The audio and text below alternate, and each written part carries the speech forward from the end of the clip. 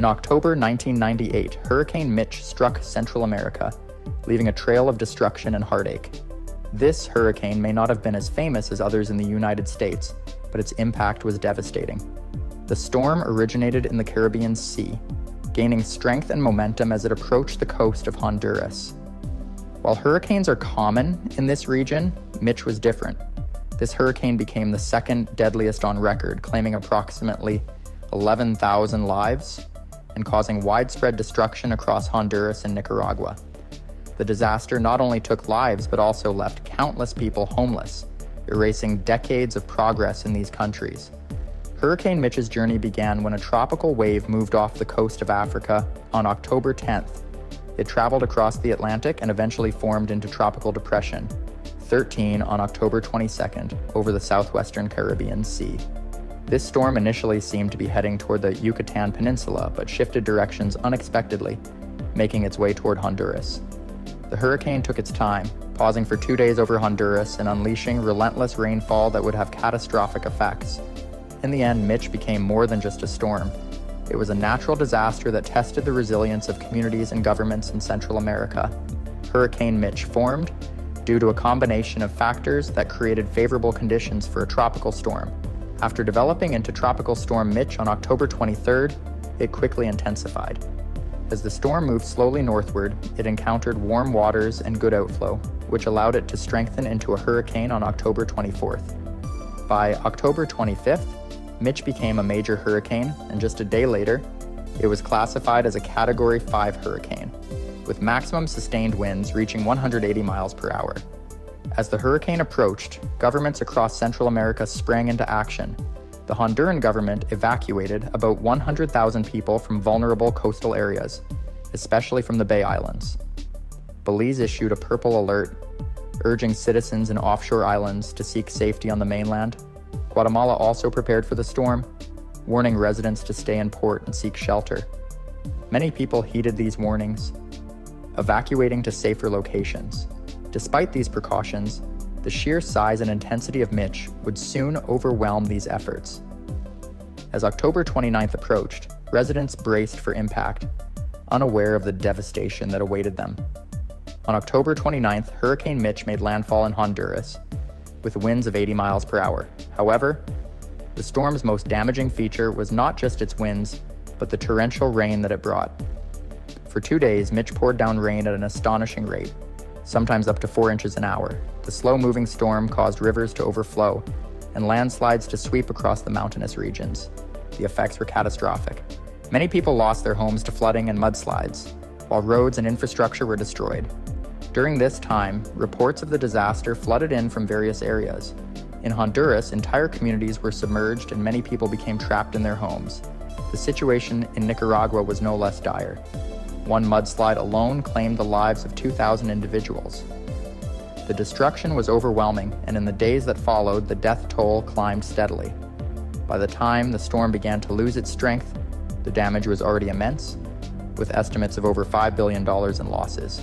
The disaster's impact would be felt for years, affecting countless lives and changing the landscape of the region forever.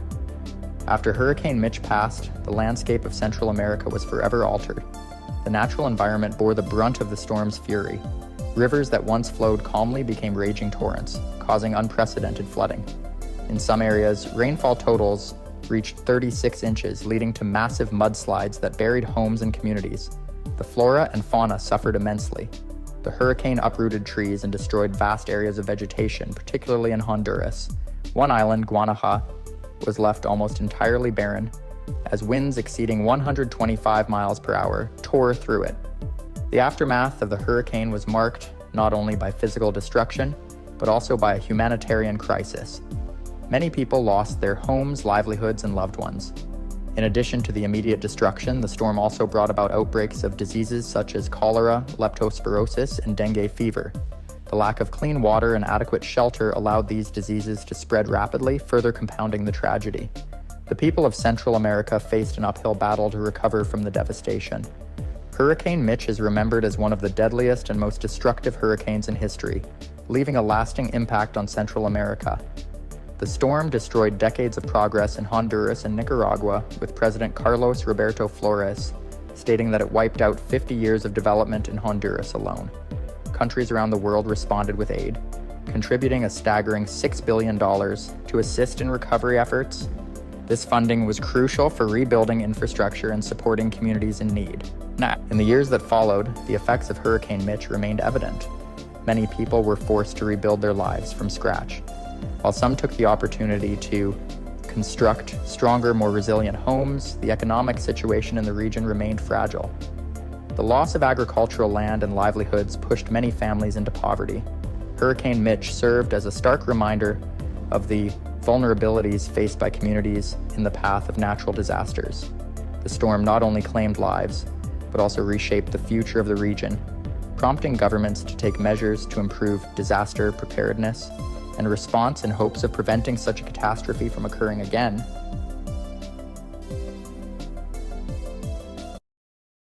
On April 26, 1989, a devastating natural disaster struck the Maniganj district of Bangladesh, leaving a profound mark on history. The event, known as the Daulatpur-Saturia Tornado, would go on to become the deadliest tornado ever recorded, claiming the lives of approximately 1,300 people. This tornado occurred during Bangladesh's peak tornado season, a time of year known for severe weather events due to the country's geographical location and its susceptibility to extreme storms. The tornado's impact was felt most strongly in the cities of Daulatpur and Saturia, which were right in its path. This area had already been suffering from a severe drought that had lasted for 6 months. Crops had withered, and the population had been praying for rain. Ironically, when the rains finally came, they arrived as part of a catastrophic weather system that produced this deadly tornado.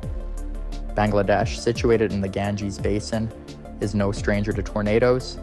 It experiences several tornadoes each year, most of them occurring in the months before and after the annual monsoon season. The conditions in this region are particularly favorable for tornado formation, as hot, moist air from the Bay of Bengal clashes with cool air from the Himalayas. In the days leading up to the Daulatpur-Saturia tornado, all the factors were lining up to create the perfect storm. The tornado itself struck a region already weakened by natural forces. Homes were poorly constructed and the population was largely rural, making it especially vulnerable to the intense power of the tornado. But few could have anticipated the sheer scale of the destruction that was about to be unleashed. As the tornado formed and intensified, no one could have predicted that this single event would soon be marked in history as the deadliest tornado ever recorded, forever changing the lives of those who experienced it and leaving a permanent scar on the region's landscape. With this brief overview, we set the stage for one of the most tragic natural disasters the world has ever seen. The formation of the Daulatpur-Saturia tornado was driven by a combination of weather patterns and atmospheric conditions that aligned perfectly to create one of the deadliest storms in recorded history. In the days leading up to April 26, 1989, a low-pressure system developed over Bihar and West Bengal, India. This system remained almost stationary, building pressure across the region, including Bangladesh, where the tornado would eventually strike. As the low-pressure system held its position, warm, moist air from the Bay of Bengal began flowing northeast into Bangladesh. At the same time, cold, dry air was flowing south from the Himalayas. This clash of air masses created the perfect conditions for severe thunderstorms. In the upper atmosphere, strong westerly winds from the jet stream further increased the instability. The jet stream, moving at speeds of over 150 miles per hour, created significant wind shear, a key factor in the development of the powerful thunderstorms that would ultimately spawn the tornado. On April 26th, the situation intensified. The ridge over China tightened the pressure gradient across Bangladesh, further fueling the storm system. By noon, severe thunderstorms began forming rapidly across the country. The most dangerous of these storms formed over western Bangladesh, where a dry line, an area where dry and moist air masses meet, served as a focal point for storm development. As the storms intensified, they developed into supercells, powerful, rotating thunderstorms capable of producing tornadoes. In this case, the extreme wind shear and atmospheric instability made conditions ideal for the formation of a tornado. At around 12:30 UTC, one of these supercells began rotating violently, and a tornado touched down near the town of Daulatpur in the Maniganj district. The residents of the region, already living in the grip of a months-long drought, had little time to prepare. Tornado warnings were not widely available, and emergency systems were limited. The tornado touched down with little warning, rapidly gaining strength as it moved eastward towards Saturia. By the time it reached full force, it was cutting a path of destruction across the countryside. As the tornado formed and began its devastating journey, there were few ways to predict how powerful it would become or how many lives it would affect. The storm was building momentum, and within hours it would become one of the most catastrophic weather events the world had ever seen. On April 26, 1989, around 12:30 UTC, the Daulatpur-Saturia Tornado began its path of destruction. As it touched down near Daulatpur, the storm quickly escalated into a monstrous force, moving eastward with terrifying speed. It soon struck the densely populated areas of Saturia, unleashing a level of destruction that no one could have anticipated. The tornado, with winds estimated to be between 210 and 260 miles per hour, tore through the landscape, creating a path of destruction nearly 50 miles long and over 1 mile wide. Entire villages were obliterated within minutes as the tornado flattened everything in its path. Homes, trees, and buildings were torn apart, leaving behind nothing but rubble. For the residents of the area, there was little time to react. The immense power of the storm meant that any shelter in the tornado's direct path was unlikely to provide protection. One of the hardest hit regions was Saturia, where the tornado reached its peak strength. The impact on the community was devastating. Reports from the aftermath describe scenes of total destruction. Entire neighborhoods leveled, with few structures left standing. The storm swept through with such intensity that the landscape was almost unrecognizable. The only remnants of once thriving villages were the skeletons of uprooted trees and scattered debris.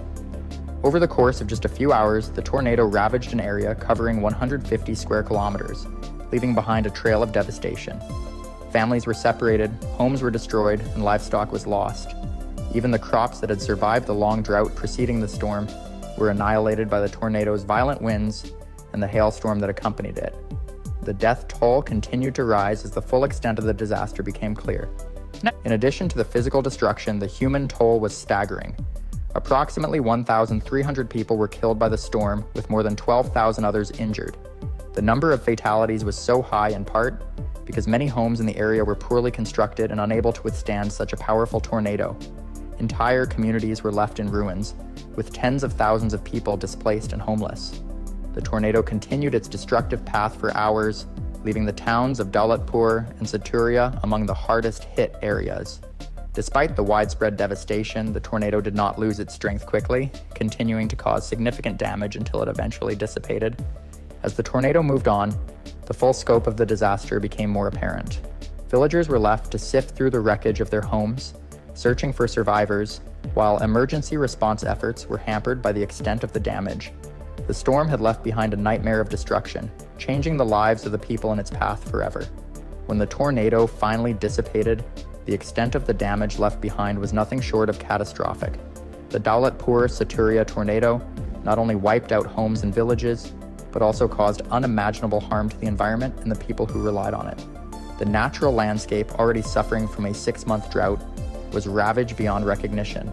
Once fertile lands were reduced to barren stretches of debris, with uprooted trees and destroyed crops covering vast areas.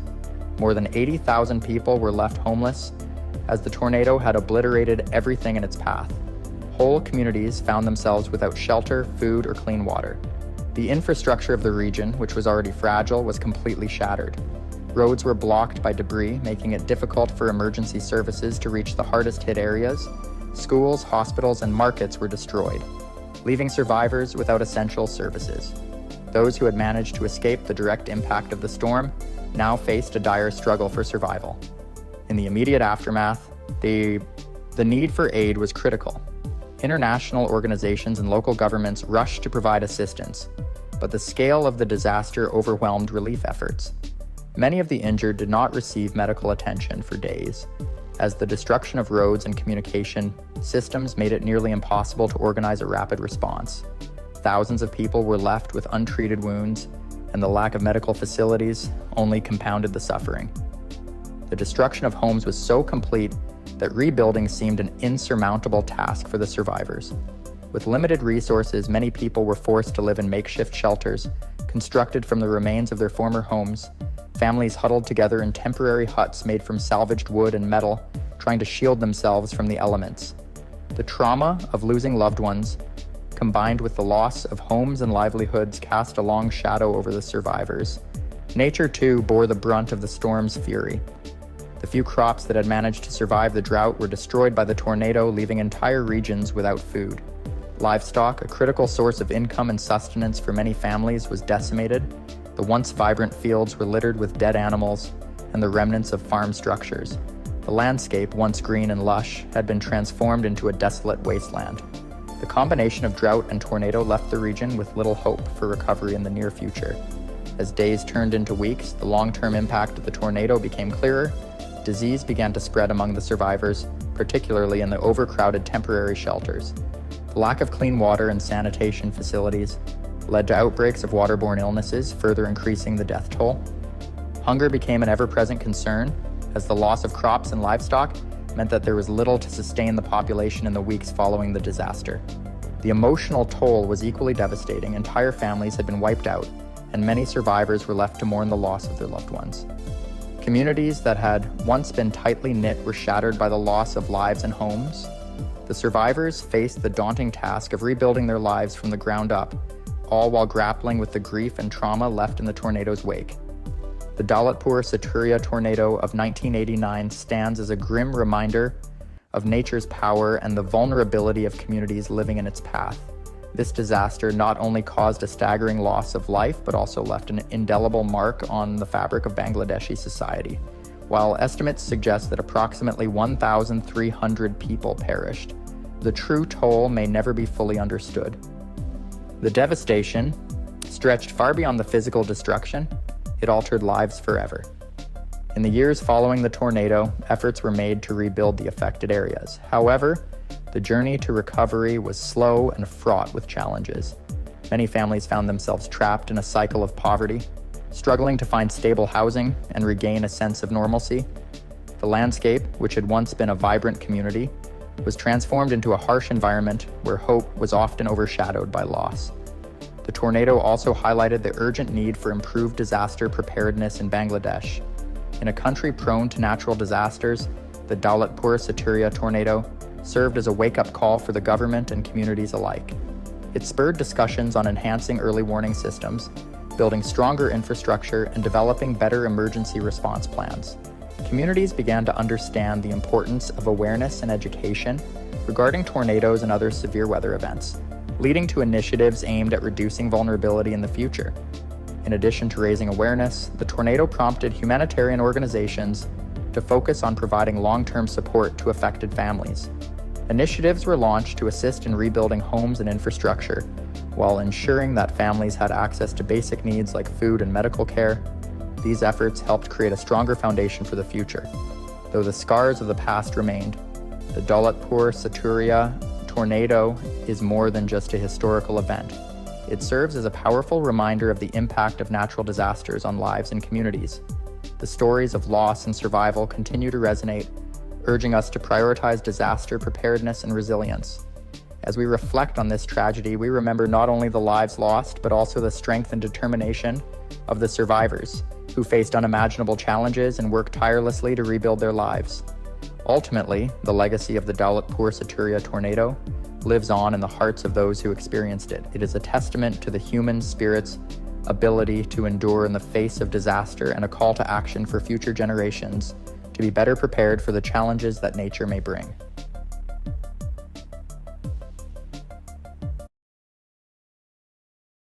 In the year 1099, a devastating natural disaster struck the coasts of England and the Netherlands, causing catastrophic floods that would be remembered for centuries.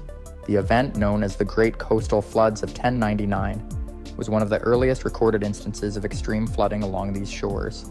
This disaster affected large areas of the North Sea coast, including parts of Belgium, and caused immense loss of life and property. The floods hit at a time when communities in these regions were highly vulnerable, with many living near rivers and coastal areas that were prone to flooding.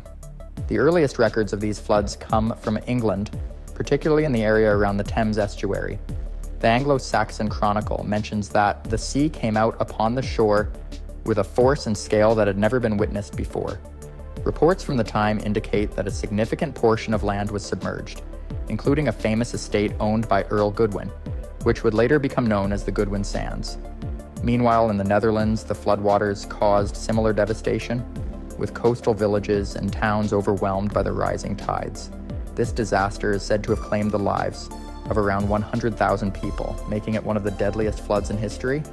These coastal floods were not just limited to one area, but spread across various regions, from the River Thames in England to the low-lying coasts of the Netherlands. This widespread flooding was an unprecedented event, shocking communities across both countries. It marked a tragic point in history, setting the stage for further discussions about the causes and impact of such natural disasters in the years to come. The great coastal floods of 1099 were triggered by a powerful combination of natural forces that took the people of England and the Netherlands by surprise. Leading up to the disaster, weather patterns had become increasingly unstable, and a series of heavy storms began to build along the North Sea coastlines. These storms intensified in strength, creating what historians now suspect was a wind-driven storm surge. This surge, combined with an exceptionally high tide, pushed vast amounts of seawater inland, overwhelming the coastal defenses. In England, the riverbanks of the Thames were already vulnerable, but the sudden surge made any preparations impossible. Towns near the Thames estuary and along the English coast found themselves facing a rising wall of water with little warning. The people, unaware of the scale of the threat, had no way to prepare for the destruction that was coming. Similarly, in the Netherlands, the low-lying coastal areas stood no chance against the fast-approaching storm surge. Villages and farms were situated dangerously close to the sea, and once the tide began to rise, there was little time to react. On the first day of the flood, the water levels surged at an alarming rate, catching many off guard. Communities along the English and Dutch coasts scrambled to protect themselves, but the sheer force of the storm overwhelmed them. The floodwaters crept further inland than ever before, submerging vast stretches of land. Houses, crops, and livestock were washed away as the flood moved relentlessly forward. These early hours of the flood set the stage for the widespread devastation that would follow in the days to come. As the great coastal floods of 1099 unfolded, the sheer power and devastation became more apparent with each passing day. The rising waters surged through England and the Netherlands, sweeping away everything in their path. In England, the Thames River overflowed its banks in multiple areas, especially near the river's mouth, where the low-lying lands offered little resistance. The waters reached deep into the countryside, drowning entire villages and farmlands. The famous estate of Earl Goodwin was submerged completely, and the area soon became what we now know as Goodwin Sands. The Netherlands faced similar destruction. Low-lying coastal regions were flooded quickly, and homes, farms, and even entire communities were swallowed by the rising tide. People who lived close to the coast had nowhere to flee as the water advanced faster than expected. In both countries, the floodwaters moved with such force that they carried away not only buildings and animals, but also people. Thousands were swept out to sea or trapped by the waters as they rose. The loss of life was catastrophic. Many chronicles from the time describe how men, women, and children were buried beneath the water, with their homes and possessions disappearing in the waves. In England, the flooding was particularly severe near the Thames estuary, but the disaster reached much further inland than anyone could have predicted. The destructive force of the floodwaters reshaped the landscape, leaving behind ruins, debris, and stories of incredible loss. The flood raged on for days, with high tides and strong winds making any rescue efforts nearly impossible. The people left behind were forced to endure days of relentless flooding, watching as their world was washed away. By the time the waters finally began to recede, the damage was already immense, and the full impact of the disaster was just beginning to be understood. The aftermath of the great coastal floods of 1099 left both England and the Netherlands in ruins. The destruction to the land and infrastructure was immense, with vast stretches of farmland completely ruined by the salty floodwaters. Crops were wiped out, leading to severe food shortages in the affected areas. Homes that had stood for generations were now nothing more than wreckage, their remains scattered across the waterlogged landscape. In England, the areas near the Thames estuary were among the hardest hit. Villages that once thrived along the riverbanks were gone, leaving only debris behind. The estate of Earl Goodwin, once a symbol of prosperity, was swallowed by the flood and transformed into a vast sandbank, which came to be known as Goodwin Sands. The flooding reshaped parts of the English coastline, creating new sandbanks and altering the flow of rivers. Thousands of acres of land were left unusable, buried under mud and debris. The floodwaters also destroyed livestock and essential food stores, further straining the surviving population. In the Netherlands, the low-lying coastal regions suffered even greater devastation. The floods overwhelmed the protective dikes, causing even more widespread destruction. Entire villages disappeared beneath the waters, and the fertile farmlands were turned into desolate wastelands. The Dutch coastline, which had already been vulnerable, was drastically altered by the floods, with vast sections of land reclaimed by the sea. The destruction was not just physical. The floods also took a heavy toll on the people, leaving behind a traumatized population, many of whom had lost family, homes, and livelihoods. The loss of life was staggering, with reports suggesting that up to 100,000 people perished in the floods. Both England and the Netherlands faced the daunting task of rebuilding their lives, but the scale of the destruction made recovery difficult. In the months and years that followed, the survivors struggled to find shelter, food, and resources, as much of what they relied on had been washed away.